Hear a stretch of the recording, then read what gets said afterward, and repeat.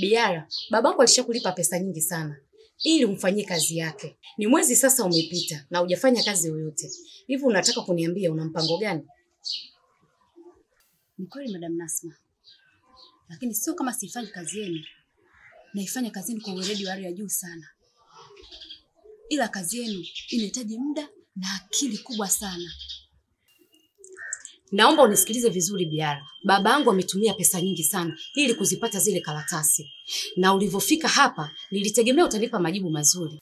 Lakini nashangaa umefika hapa unaniambia kazi inahitaji muda na inahitaji akili. Muda huu, muda which na muda wote uko pale ofisini. Unashindwa kuchukua karatasi moja Biara.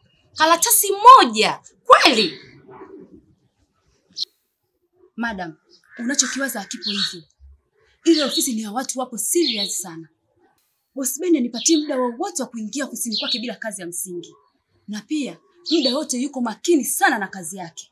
Hivyo inanijia ugumu sana kuifanya hii kazi kwa urahisi. Na ndio maana nikakwambia hii kazi inahitaji muda na akili. Iko hivi. Next week babangu atarudi hapa. Na atakaporudi ameniambia aikute hiyo karatasi. Sasa basi utajua wewe ufanye vipi. Ninachohitaji karatasi.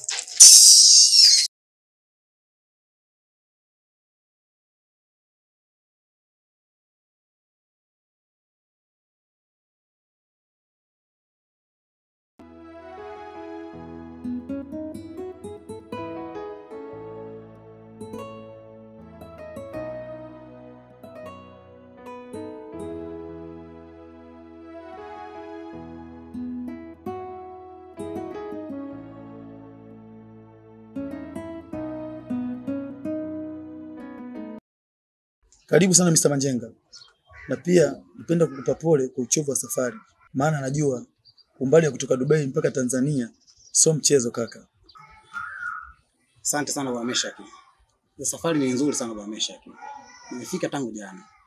Pia tumekuta kwenye kikao hatupata muda wa kuzungumza. Hivyo nilikuwa nije hapa nyumbani kwa jambo moja tu.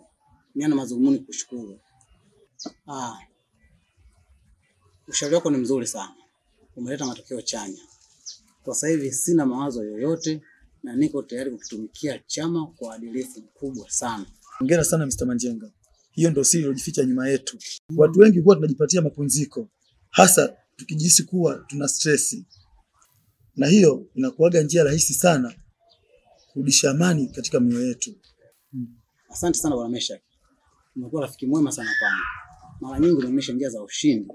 Hiyo yote kapelekea kuja hapa nyumbani kukushukuru. Na pia tuendeleze kupambana na kazi iendelee.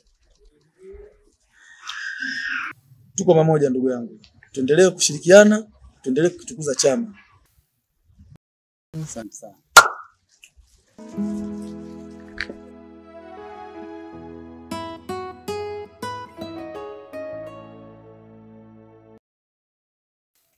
Kaka Seba, simamisha gari.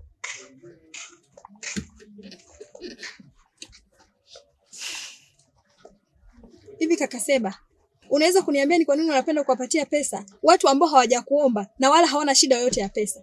Aliyakuwa kuna watu wana shida nyingi na wakikuomba huwapi hata 100, hata wangelia wakatoa na machozi, huwezi kuwasaidia.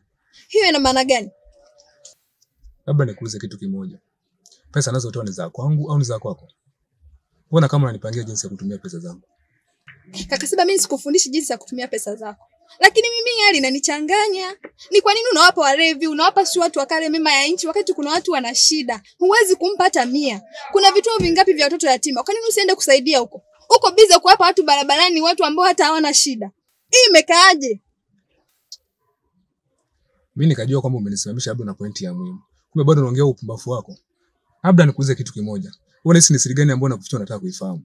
Alafu, hizi ni pesa zangu na kama zinakuuma, tafuta za kwako.